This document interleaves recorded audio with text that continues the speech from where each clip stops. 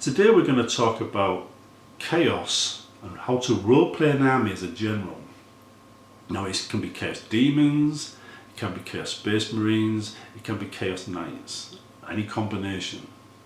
It could even include Death Guard and Thousand Sons, but they're already themed in a particular way, which means they'd be already doing what I'm talking about in this video, because Thousand Sons are sorcerers. You know, you wouldn't try to run Thousand Sons as Death Guard, would you?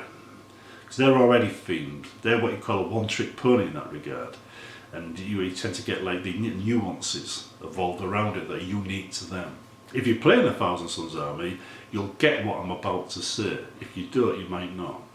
I'm known as a Elder Scrolls modder. And when I'm playing my own games of Elder Scrolls, like I'm currently playing Oblivion again, I don't make jack of all trades characters. I focus. I want a necromancer, it's a pure necromancer. He will never pick up a sword. If I'm making a thief, he will never cast a spell. That kind of thing.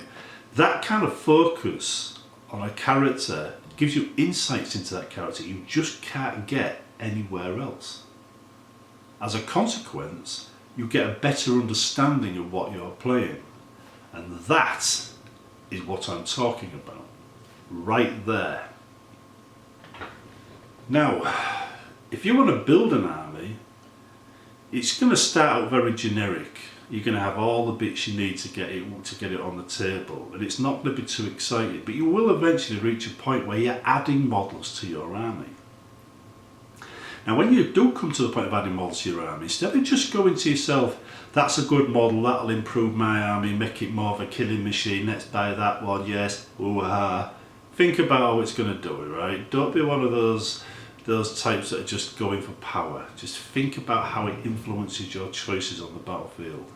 For instance, right, if you were to go through a Demon Forged Dungeon type army, you might think, well, how would a Lord Discordant mix that up?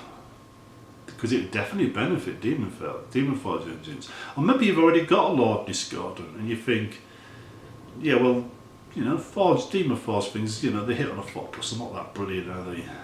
But it'd be fun to include it with the Lord Discordant. See where I'm going?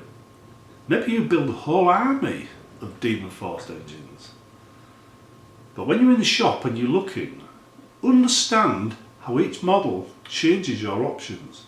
You get to the point where you're like building, you know, a brigade detachment, but then you want to mix it up. Maybe you want to take more fast attack, which means taking less Space Marine units because they're too expensive, so you end up taking cultists to save some money so you can afford the demon engine, that kind of thing, right? So you get the model so you can mix and match, and when you're at that point, that's when you've got the choices you need. That's when things start happening.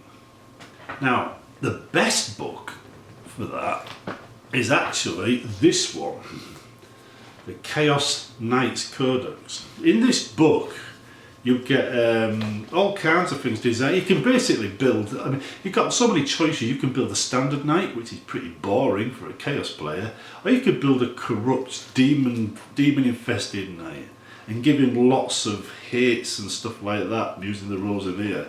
They call them Dreadblade packs and damnations. You can mix that with warlord traits. He could be your warlord. So you can mix that with warlord traits, you know, stratagems, all kinds of stuff, and come out with a character, you know. And I mean, it doesn't have to be a proper character, but he would act like one on the battlefield. I mean, this is randomly here, right? What Fuji, whatever that is. Whilst this damnation applies, the model always fights last in the fight phase. You see, you can change it. I mean, you don't have to pick positive ones. You know, I mean, that was a damnation anyway. Archfiend. This model says performed heroic interventions as if it were a character. It says it can also. It says if there are any units within 6 inches of them instead of 3, so when doing so, it can move up to 6 inches instead. So imagine this, right? Let's just start with that, right? Let's just start with that. Just a quick example. We want to give our knight that, right? And we want him to get in combat. So we think, I know, this knight's going to favour Khorne. We give him 2 close combat blades. That brings the price down. It makes it dead cheap to field. Give him that, And suddenly he can heroically intervene everywhere. He can literally be a right menace. And with everything else you can give him, you'd be cheering him on like crazy. You could then pick a load of demons to go with your engine to support it, chaos stuff, you know. And away you go, you've got your themed army straight away. You see? That's what I'm talking about.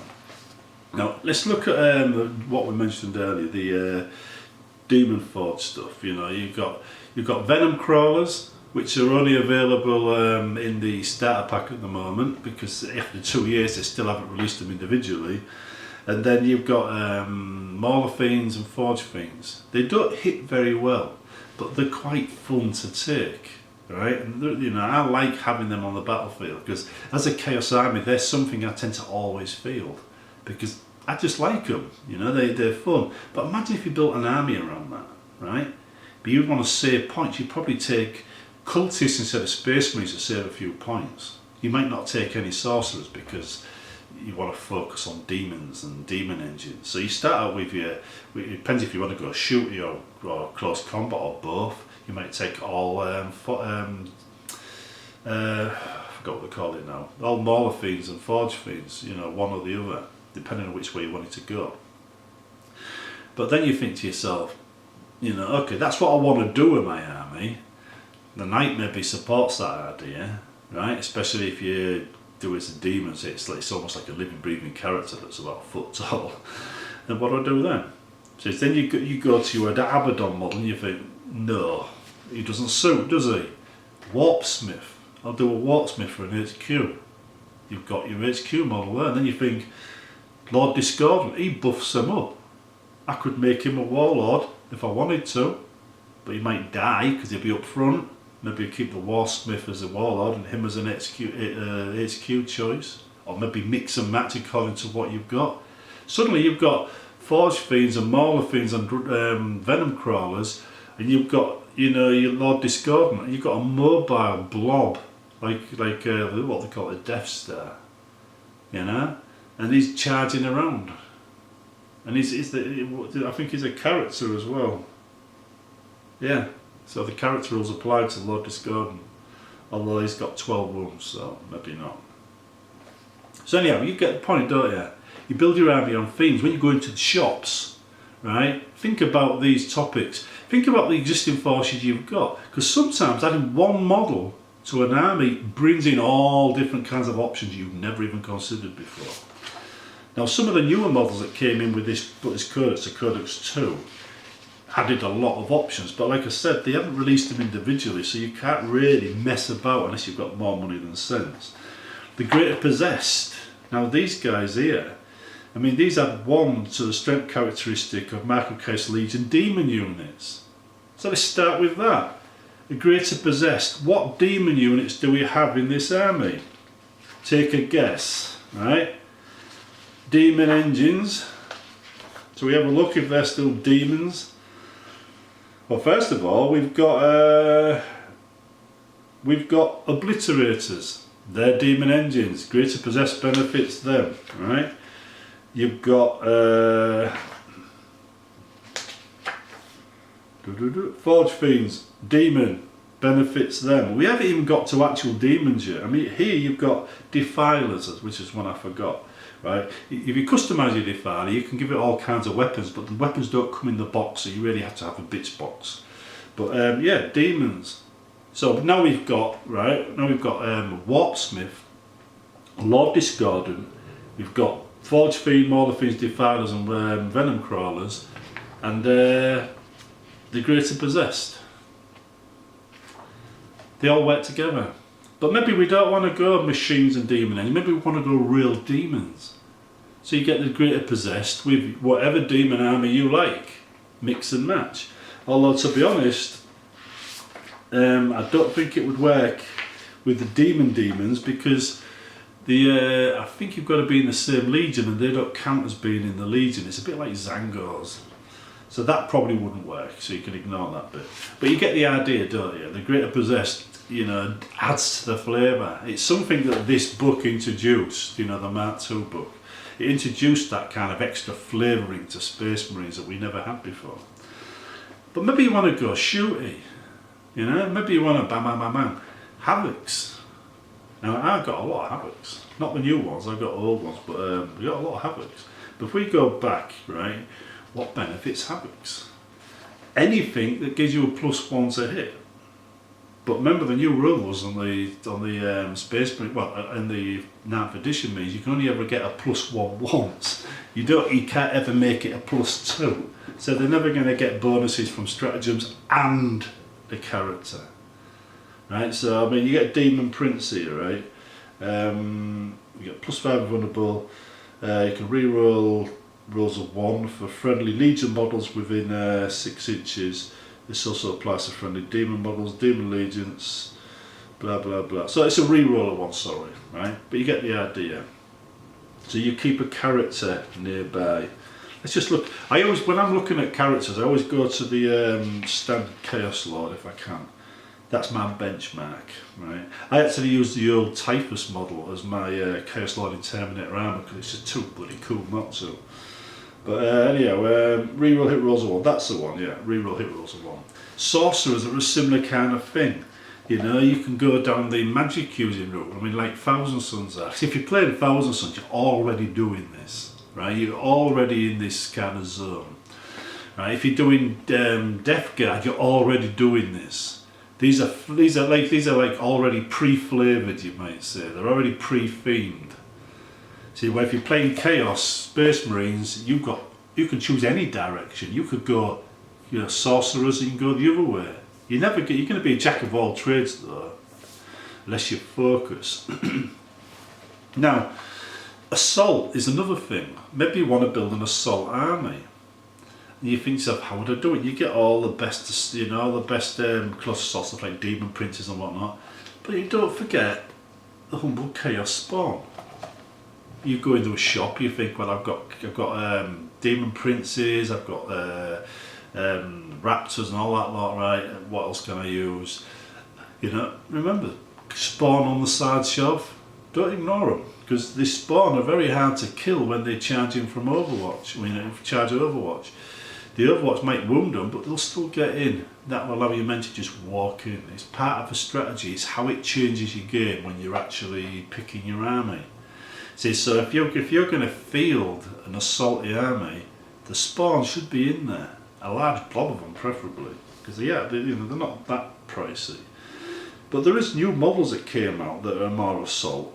I can't remember the names I found. It's a bit rusty with this, but it's not Massive Executions.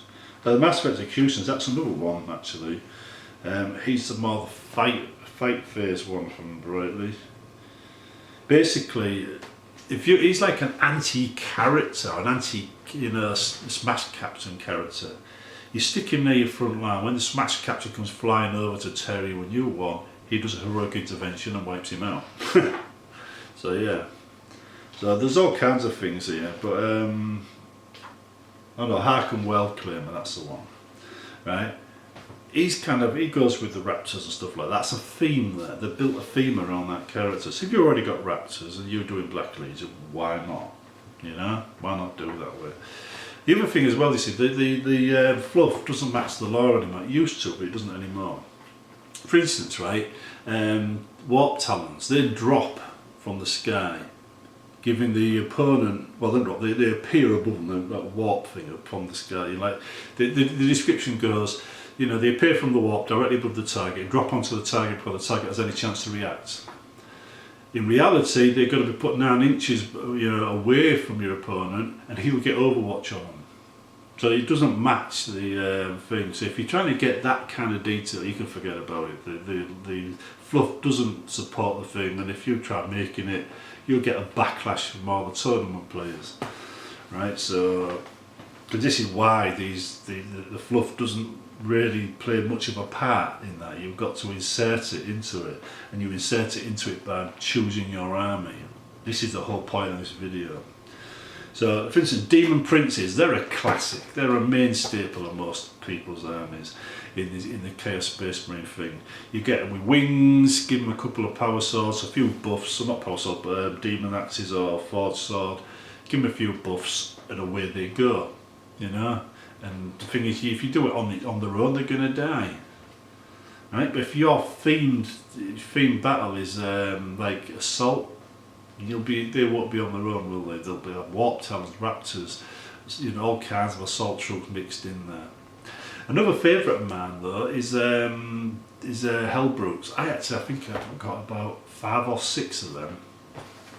And I brought that out. It was one of the things I started out with these standard Dark Vengeance Hellbrute, and I did like it. So I brought the kits. The kits are a bit fiddly, but they're much better. And I made all kinds of. I'd give them all different names. One was called Brutus McBruteface and Robert the Brute. If you're Scottish, you know what that is, right? But anyway, they were named. And basically, it says when I want to play a Hellbrute game, I field them. And the game changes completely for me. It's one of those situations where you're focused on the Hellbrutes, suddenly this stratagem where they stand still and fire twice happens a lot. It happens a lot. Especially if you stick a plus, a reroll 1 or something, character nearby, and then a +1 to hit nearby. You'll get +1 to hit, rerolls of 1, and can fire twice. It's great. If you do what I do occasionally, and you do this kind of like demon engine and Hellbrute combination, then basically your opponent's got a bit of a problem, because he'll probably field a more balanced army, and he'll be firing bolt guns at demon engines with a toughness of 6 or 7 or whatever else, and he's not going to wound it with half that weapons. He's going to need more heavy weapons to do the damage to your demon engines than he has on the table. So you've got that paper, scissors, rock going on, where if you do what I do, you do mix and match, your opponent could never get comfortable with what you're about to field, because he'll never know. You have such a wide choice. You could go Hellbrute Day, It makes it harder for him to second guess your army. It also means every time you play your favourite army, it's going to feel different, because trust me, a Hellbrute army doesn't feel anything like a normal marine based army. And if you're playing Thousand Sons, for example, right, it says Rubik Marines don't feel anything like Chaos Marines.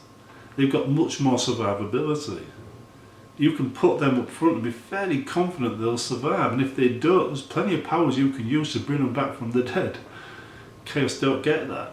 I mean, people trying to get the best of all worlds by mixing and matching detachments, but don't. Trust me, don't, right? Focus on your army and enjoy the scope of your own army.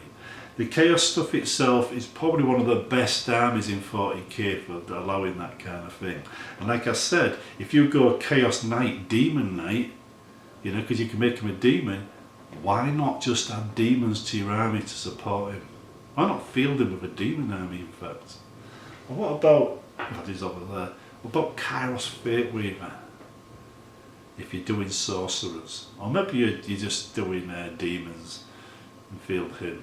You don't necessarily have to have his sorcerers demons. Zeech demons would probably be a good match because it's a Zeech character. But the way 40k works, demons in demons. But the thing is, all of this is a choice you make when you're in the shop, looking at the shop, choosing which model you want to buy next. Or maybe on Games Workshop site. Instead of looking for the strongest, baddest, whatever, right, or the one that causes the most kills per second, right, think of what you've already got. Think what would change it and improve it, or give you more options, and decide, do you like that style of gameplay? And if you do, spend a couple of weeks just buying models in that direction. Then after that, spend a couple of weeks buying models in another direction.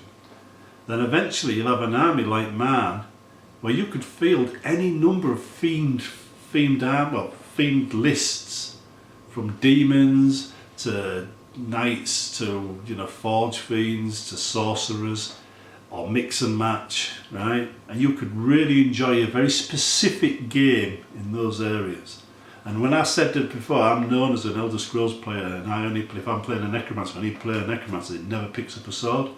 You will know exactly why that attracts me, because you will soon see the kind of depth you get into, and it's that depth that provides the roleplay. As a commander, when you're fielding demons, you're not going to be going, yes, we're going to think about this tactically for a minute and bring in the tacticians and the map and everything. No, you're going to do what orcs do, and you can go, Rah! And you can charge towards me, your demons and stuff like that. It's going to be like a World Eater type game. Anyway, you get the point, don't you? See, the point is, right, you've got so many options out there. You could theme your army, and it all starts with your choices in the shop. And if you do that, every single game you play, you could play the same army every week for a whole year and never use the same list twice. Trust me, I've done it. It's fun, it keeps it fresh, it means you're not selling your army off after a year or two because you're bored of it. See you in the next one.